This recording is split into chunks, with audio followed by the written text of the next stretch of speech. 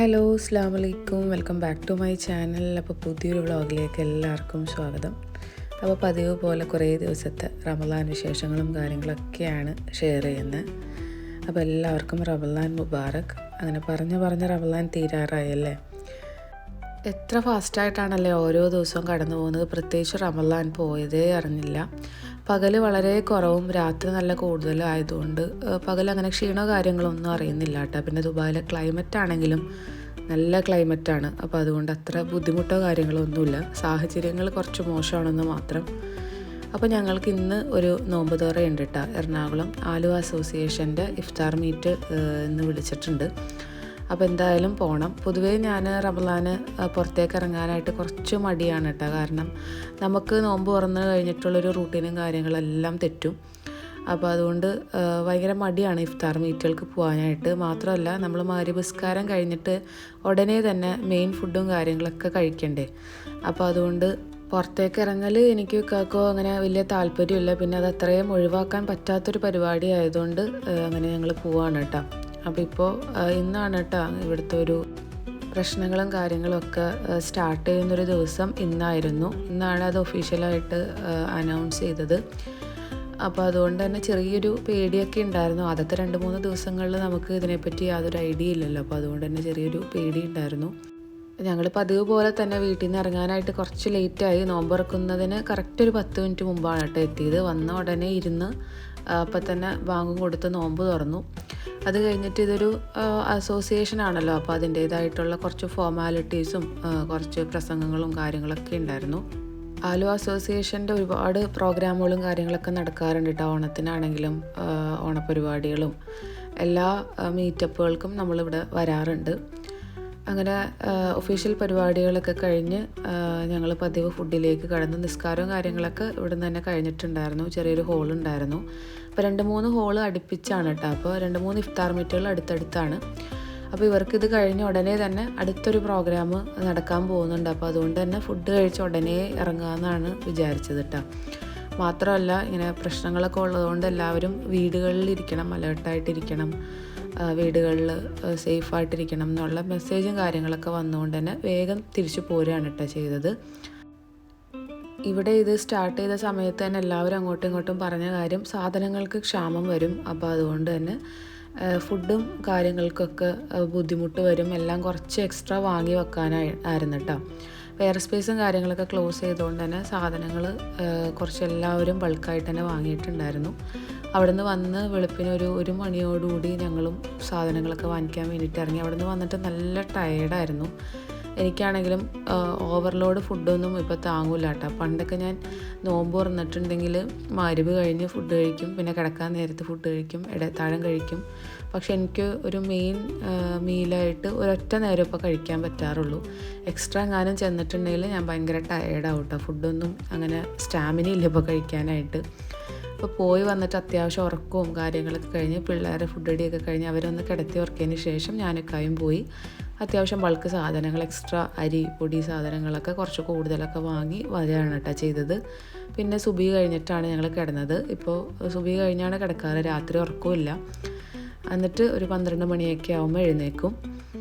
അങ്ങനെ പിറ്റേ ദിവസമാണ് വൈകുന്നേരം പതിവ് പോലെ ഒരു 4 മണിയൊക്കെ ആയിക്കഴിഞ്ഞപ്പോൾ കിച്ചണിലേക്ക് വന്നിട്ടുണ്ട്. അപ്പോൾ ഇന്ന് ബ്രെഡ് പോക്കറ്റ് ഉണ്ടാക്കാമെന്ന് വിചാരിച്ചു.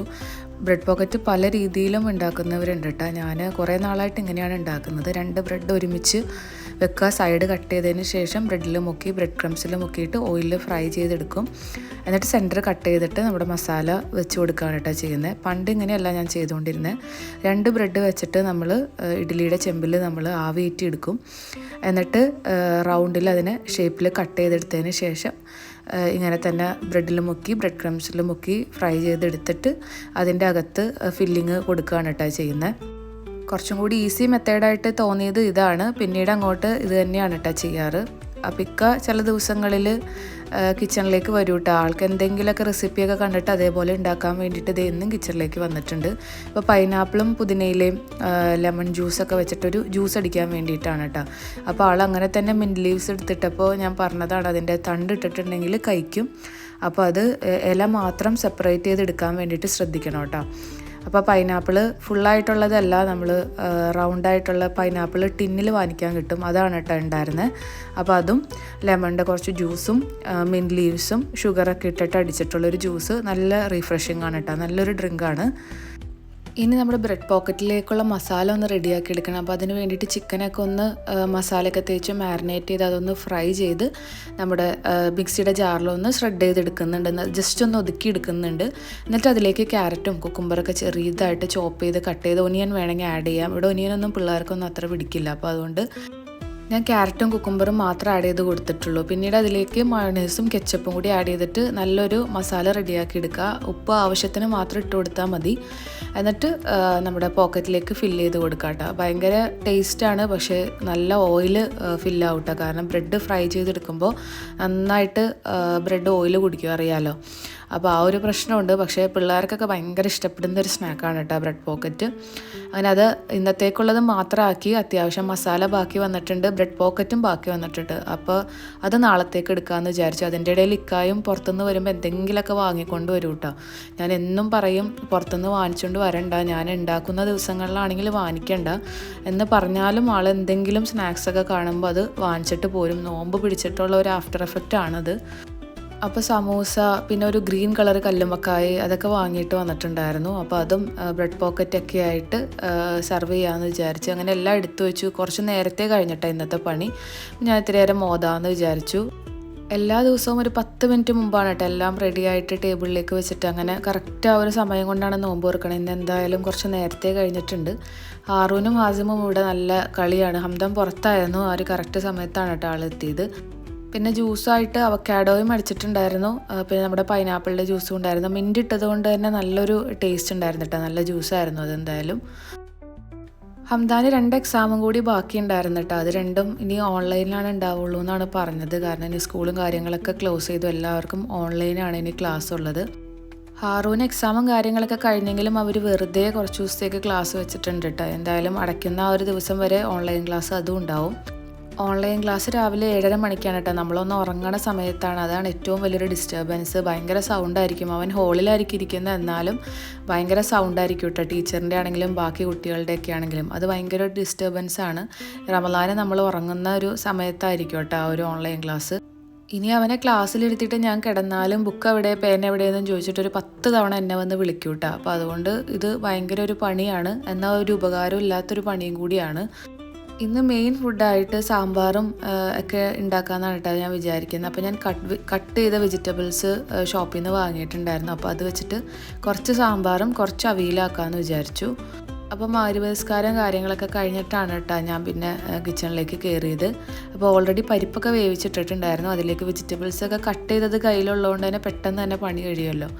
അപ്പോൾ ദോശയ്ക്ക് ഞാൻ അത്യാവശ്യം അരച്ച് വെച്ചിട്ടുണ്ടായിരുന്നു കേട്ടോ. 2 ദിവസത്തേക്ക് ഇഡലിയും ദോശയൊക്കെ ആക്കാമെന്ന് വിചാരിച്ചിട്ട്. പക്ഷേ ഇവിടെ ആർക്കും വേണ്ട കേട്ടോ.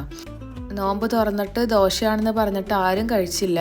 പകരം സാമ്പാറും ചോറും ഒക്കെ കൂട്ടിയാണ് ഒരു ദിവസം കഴിച്ചത്. പിറ്റേ ദിവസമാണെങ്കിലും ദോശമാവ് ആർക്കും ഇവിടെ വേണ്ടാന്ന് പറഞ്ഞുകൊണ്ട് തന്നെ ഞാൻ അരച്ചത് എൻ്റെ ഫ്രണ്ടിന് കൊടുക്കുകയാണ് കേട്ടോ ചെയ്തത്. കാരണം ഇവിടെ ആർക്കും നോമ്പ് തുറന്നിട്ട് ദോശ കഴിക്കാനുള്ളൊരു മൂഡില്ല എന്നാണ് പറയണത്.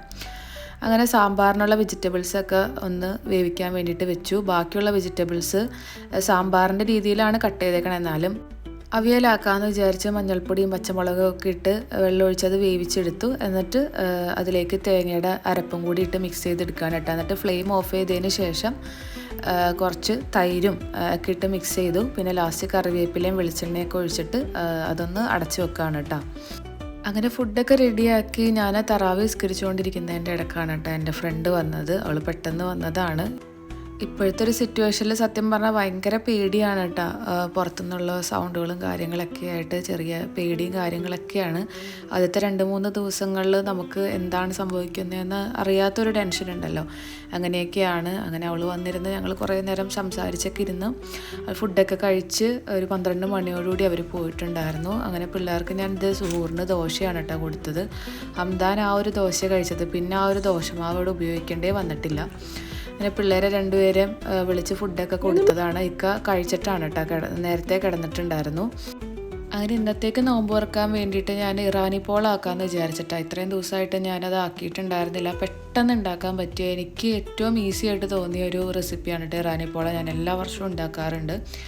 അപ്പോൾ ചിക്കൻ്റെ ബ്രസ്റ്റ് പീസൊക്കെ ഞാൻ നേരത്തെ വെള്ളത്തിലിട്ടിട്ടുണ്ടായിരുന്നു. ക്ലീനിങ്ങും കാര്യങ്ങളൊക്കെ കഴിഞ്ഞ് അസർ കഴിഞ്ഞിട്ട് അങ്ങനെ കിച്ചണിലേക്ക് വന്നതാണ്. ആദ്യം തന്നെ ചിക്കൻ ഒന്ന് മാരിനേറ്റ് ചെയ്ത് ഫ്രൈ ചെയ്തെടുക്കാമെന്നാണ് വിചാരിച്ചിട്ട്. മഞ്ഞൾപ്പൊടി, മുളക് പൊടി, ഉപ്പും വേറെ ഒന്നിൻ്റെ ആവശ്യമില്ല. വേണമെങ്കിൽ ജിഞ്ചർ ഗാർലിക് പേസ്റ്റൊക്കെ ആഡ് ചെയ്യാം. എന്നിട്ട് ഇത് ഫ്രൈ ചെയ്യാൻ വേണ്ടിയിട്ട് ഇട്ട് കൊടുക്കുന്നുണ്ട്. പിന്നെ ഇതിൻ്റെ ഒരു മസാല റെഡിയാക്കി എടുക്കണം. അതേപോലെ മൈദയുടെ ഒരു കൂട്ടും റെഡിയാക്കി എടുക്കണം. അപ്പോൾ ഇന്നത്തെ മെയിൻ മെനു ഇടിയപ്പവും മുട്ടക്കറിയാണ് കേട്ടോ. അപ്പോൾ മുട്ടയൊക്കെ ബോയിൽ ചെയ്യാൻ വേണ്ടിയിട്ട് വെച്ചിട്ടുണ്ട്. അപ്പോൾ ഇറാനിപ്പോളുടെ മസാല ആദ്യം ഒന്ന് റെഡിയാക്കി എടുക്കണം. അപ്പോൾ അതിന് ചോപ്പ് ചെയ്ത് ഒനിയനാണ് കേട്ടോ വേണ്ടത്. അപ്പോൾ അത് 2 നന്നായിട്ട് ചോപ്പ് ചെയ്തിട്ട് അതൊന്ന് വഴറ്റാൻ വേണ്ടിയിട്ട് വെച്ചിട്ടുണ്ട്. നന്നായിട്ട് വഴണ്ട് വരുമ്പോൾ ഇഞ്ചി, വെളുത്തുള്ളി, പച്ചമുളകും ഒന്ന് ഒതുക്കിയിട്ട് അതിലേക്ക് ഇട്ട് കൊടുക്കുന്നുണ്ട് കേട്ടോ. നമുക്ക് ഒരുപാട് മസാലയുടെ ഒന്നും ആവശ്യമില്ല, ഒരുപാട് മസാല കുത്ത് വരും. അപ്പോൾ അതുകൊണ്ട് എല്ലാം കുറേശ്ശെ മതിയാവും. ഒരുപാട് എരിവ് വേണമെന്നുണ്ടെങ്കിൽ പച്ചമുളകൊക്കെ കൂടുതൽ ആഡ് ചെയ്യാം. ഞാൻ ഓരോന്ന് എടുക്കുന്നുള്ളൂ കേട്ടോ. ഒരു പച്ചമുളക് ഇവിടെ ഉള്ളത് വാങ്ങിയത് തന്നെ ഒട്ടും എരിവില്ലാത്ത ടൈപ്പാണ്. എന്നാലും ഞാൻ ഒരെണ്ണം ഇടുന്നുള്ളൂ. പിന്നെ കുറച്ച് ഇഞ്ചി, പച്ചമുളകും വെളുത്തുള്ളിയും കൂടി ഒന്ന് ഒതുക്കിയതും ആഡ് ചെയ്യുന്നുണ്ട്. പിന്നെ പൊടികളായിട്ട് ഗരം മസാല മാത്രമേ ആഡ് ചെയ്യാറുള്ളൂ കേട്ടോ. പിന്നെ നമ്മുടെ ചിക്കൻ നമ്മുടെ നല്ല ഫ്രൈ ആയി വന്നിട്ടുണ്ടെങ്കിൽ ചൂടാറി കഴിഞ്ഞ് കഴിയുമ്പോൾ മിക്സിയുടെ ജാറിലൊന്ന് ഒതുക്കി അതും കൂടി ആഡ് ചെയ്ത് ഗരം മസാലയും കറിവേപ്പിലേക്ക് ഇട്ട് നന്നായിട്ട് മിക്സ് ചെയ്ത് ആ മസാല ഒന്ന് അവിടെ റെഡിയാക്കി മാറ്റി വെക്കാം. ഇനി ഇടിയപ്പത്തിൻ്റെ പൊടിയൊന്ന് വാട്ടിയെടുക്കുന്നുണ്ട് കേട്ടോ. ഞാൻ ഇടിയപ്പം ഉണ്ടാക്കുമ്പോൾ എപ്പോഴും കുറച്ച് കൂടുതൽ ഉണ്ടാക്കും. അപ്പോൾ ഒരു 2.5 ഗ്ലാസോളം എടുത്തിട്ടുണ്ട്. ഈ ഒരു പാത്രം കാണാനൊക്കെ നല്ല ഭംഗിയാണ്, പക്ഷെ അടിയിലേക്ക് വെള്ളം എത്താനായിട്ട് കുറച്ച് പാടാണ് കേട്ടോ. കുറച്ച് കുഴി കൂടുതലുള്ളതുകൊണ്ട്. അപ്പോൾ അതുകൊണ്ട് തന്നെ ചിലപ്പോൾ പൊടിയിലെല്ലാത്തിലേക്കും വെള്ളം എത്താനായിട്ട് കുറച്ച് ബുദ്ധിമുട്ടാണ്. അപ്പോൾ കുറച്ച് സമയം എടുത്തിട്ട് തന്നെയാണ് കേട്ടോ വാട്ടി വെക്കുന്നത്. ഞാൻ അരിപ്പൊടി നാട്ടിൽ നിന്നാണ് കേട്ടോ കൊണ്ടുവരാറ്. അപ്പോൾ അത് അത്യാവശ്യം ഇരിപ്പുണ്ട്. അപ്പോൾ 2.5 ഗ്ലാസ് പൊടിയിലേക്കാണ് ഞാൻ തിളച്ച വെള്ളം, കെറ്റിൽ വെള്ളം തിളപ്പിച്ചിട്ട് അത് ഒഴിച്ചിട്ട് നന്നായിട്ട് വാട്ടി വെക്കും. എന്നിട്ട് ചൂടാറി കഴിഞ്ഞ് കഴിയുമ്പോൾ ഇടിയപ്പം ഉണ്ടാക്കി എടുക്കുകയാണ് കേട്ടോ ചെയ്യുന്നത്. ഇനി നമ്മുടെ ഇറാനി പോളയിലേക്കുള്ള മൈദയുടെ മിക്സ് റെഡിയാക്കി എടുക്കണം. അപ്പോൾ അതിന് വേണ്ടിയിട്ട് മിക്സിയുടെ ജാറിലേക്ക് ആദ്യം വേണ്ടത് 1 കപ്പ് പാലും 1 കപ്പ് ഓയിലും ആണ് കേട്ടോ. 2 കപ്പ് മൈദയുടെ അളവാണ് പറയുന്നത്. 2 കപ്പ് മൈദയാണെങ്കിൽ 1 കപ്പ് പാല്, 1 കപ്പ് സൺഫ്ലവർ ഓയിൽ, പിന്നെ നമ്മുടെ സോൾട്ട്, പെപ്പർ, പിന്നെ ഒരു വെളുത്തുള്ളി മതിയാവും കേട്ടോ. എന്നിട്ട് ഇത് മിക്സിയുടെ ജാറിൽ നല്ല പേസ്റ്റായിട്ട് അരച്ചെടുക്കണം. എന്നിട്ട് നമ്മൾ വെക്കുന്ന പാനിൽ എനിക്കൊരു പ്രശ്നം എന്ന് പറ്റിയത്, ഞാൻ പാനിൽ ഓയിൽ തേക്കാനായിട്ട് മറന്നുപോയിട്ടാണ്. നമ്മൾ ഏത് പാനിലാണ് വെക്കുന്നത് അതിൽ ഓയിൽ ആദ്യം സ്പ്രെഡ് ചെയ്ത് കൊടുത്തതിന് ശേഷം ആ ഒരു മൈദയുടെ കൂട്ട് കുറച്ച് ഒഴിച്ചു കൊടുത്തിട്ട് ഒരു 1 മിനിറ്റ് അടച്ചു വെച്ച് വേവിച്ചെടുക്കണം. എന്നിട്ട് അത് സെറ്റായി കഴിഞ്ഞ് കഴിയുമ്പോൾ അതിൻ്റെ മുകളിലേക്ക് മസാല ഇട്ട് കൊടുക്കുക. എന്നിട്ട് ഏറ്റവും മുകളിൽ ഈ സെയിം മൈദയുടെ മിക്സ് ഒഴിച്ച് കവർ ചെയ്തിട്ട് 20 മിനിറ്റ്സ് ആണ് കേട്ടോ വേവിച്ചെടുക്കാനായിട്ട്. അപ്പോൾ ഞാൻ ഓയിൽ തേച്ചില്ല എന്ന് പറഞ്ഞതുകൊണ്ട് തന്നെ എൻ്റെ റിസൾട്ട് ഇതായിരുന്നു കേട്ടോ. ഇന്ന് അട്ടർ ഫ്ലോപ്പായിരുന്നു. ഞാൻ കണ്ണടച്ചുണ്ടാക്കുന്നൊരു സംഭവമാണ് ഇറാനി പോള. പക്ഷെ ഞാൻ തിരിച്ച് ഇട്ട് കഴിഞ്ഞ് കഴിഞ്ഞപ്പോൾ അതിങ്ങനെ പീസായിട്ടാണ് കേട്ടോ വന്നത്. അപ്പോൾ എപ്പോഴും ഓർക്കുക, ഇറാനി പോള ഉണ്ടാക്കുന്ന പാത്രത്തിൽ എപ്പോഴും ഓയിൽ തടവിയിട്ട് വേണം നമ്മൾ മസാല ഒഴിച്ച് വെക്കാനായിട്ട്. കറക്റ്റ് നോമ്പ് തുറക്കുന്ന സമയത്താണ് എത്തിയത്. നമ്മുടെ കമ്പനിയിൽ ചെറിയൊരു പച്ചക്കറി തോട്ടം ഉണ്ട് കേട്ടോ. അപ്പോൾ അതിലുണ്ടായ തക്കാളിയാണ്, നല്ല ഫ്രഷ് തക്കാളിയാണ്. അപ്പോൾ അത് കൊണ്ടുവന്നതാണ് കേട്ടോ. അങ്ങനെ ഇടിയപ്പത്തിൻ്റെ മുട്ടക്കറിയുടെയൊക്കെ പരിപാടിയൊക്കെ കഴിഞ്ഞ് തറാവി നിസ്കരിക്കാൻ വേണ്ടിയിട്ട് ഞാൻ പോയിട്ടുണ്ടായിരുന്നു. അങ്ങനെ നിസ്കാരമൊക്കെ കഴിഞ്ഞ് ചെറിയൊരു ജ്യൂസൊക്കെ കുടിച്ച് അങ്ങനെ തിരിച്ച് വീട്ടിലേക്ക് പോന്നു. ഇത് റമദാൻ 17-ൻ്റെ വീഡിയോ ആണ് കേട്ടോ. ഞാൻ കഴിഞ്ഞ ദിവസം ഉണ്ടാക്കിയ ഇറാനി പോളയുടെ ബാക്കി മസാല ഉണ്ടായിരുന്നു. അപ്പോൾ എനിക്ക് എന്താണ് ഫ്ലോപ്പായെന്നുള്ളത് മനസ്സിലായല്ലോ. അപ്പോൾ ഇന്ന് മറക്കാതെ തന്നെ ഓയിലൊക്കെ സ്പ്രെഡ് ചെയ്ത് കറക്റ്റ് അതേപോലെ തന്നെ ഉണ്ടാക്കിയത് അടിപൊളിയായിട്ട് തന്നെ വന്നിട്ടുണ്ടായിരുന്നു. പീസായി പോയെങ്കിലും പിള്ളേരെയും കൊണ്ട് ഞാനത് നിർബന്ധിച്ച് തന്നെ കഴിപ്പിച്ചിട്ടുണ്ടായിരുന്നു കേട്ടോ. കാരണം അതിന് ടേസ്റ്റ് കുറവോ അല്ലെങ്കിൽ വേവാത്ത പരിപാടിയോ ഒന്നുമില്ല. തിരിച്ചിട്ടപ്പോൾ അതൊന്ന് പീസായി ഇങ്ങോട്ടേക്ക് പോന്നു മാത്രമല്ല, അത് വേറെ പ്രശ്നങ്ങളൊന്നും ഉണ്ടായിരുന്നില്ല. പിന്നെ തലേ ദിവസത്തെ പൊട്ടറ്റോ ബോൾസും ഉണ്ടായിരുന്നു. അപ്പോൾ ഇന്നൊരു തട്ടിക്കൂട്ട് നോമ്പേറായിരുന്നു. കാരണം ഇന്ന് നോമ്പ് തുറക്കാനുണ്ടായിരുന്നില്ല. അവർക്ക് സജ്ജയിലൊരു നോമ്പേറ ഉണ്ടായിരുന്നു. അപ്പോൾ അവിടെ നിന്ന് ഫുഡും കൊണ്ടുവന്നിട്ടുണ്ടായിരുന്നു കേട്ടോ. ഞങ്ങളെല്ലാവരും കഴിച്ചു കഴിഞ്ഞപ്പോൾ അത്യാവശ്യം റൈസ് ബാക്കി വന്നിട്ടാണ്. ചിക്കൻ പീസും കാര്യങ്ങളെല്ലാം തീർന്നെങ്കിലും റൈസ് ഒരുപാട് ബാക്കി വന്നു. പിന്നെ ഞാനത് ഇവിടെ നിന്നൊരു കണ്ടെയ്നർ ബോക്സൊക്കെ വാങ്ങി കുറച്ച് ചിക്കനും ഒക്കെ വാങ്ങിയിട്ട് ഞാനത് സെറ്റാക്കി ഞങ്ങൾ രാത്രി കൊടുക്കാമെന്ന് വിചാരിച്ചു. പക്ഷെ ഞങ്ങൾക്ക് ഇറങ്ങാൻ വേണ്ടിയിട്ട് പറ്റിയില്ല. 2 മണിയൊക്കെ ആയപ്പോഴാണ് കേട്ടോ ഇറങ്ങാൻ പറ്റിയത്. പക്ഷെ നമുക്ക് അൽഹംദുലില്ലാ ഒരാളെ കിട്ടി.